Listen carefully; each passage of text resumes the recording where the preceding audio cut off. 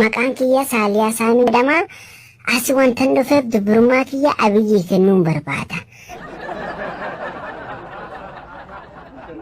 Maaliifini waan kana godha biyya tana keessatti seenaa akkam qabu agarsiisuufi. Amma dura nama baay'ee waliin wal quunnamtii saalaa godhan jira ergumaan biyya galee.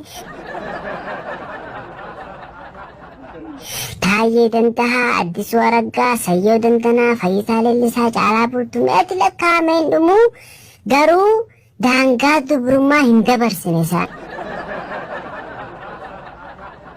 Hundi daangaa qaba miti.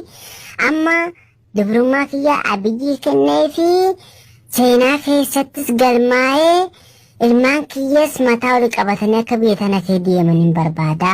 Hoteela Ilillitti wal ageenyu miidiyaan hundinuu affeeramaniiru isinis akka irratti argamtanii wanti kun liivii darbaa.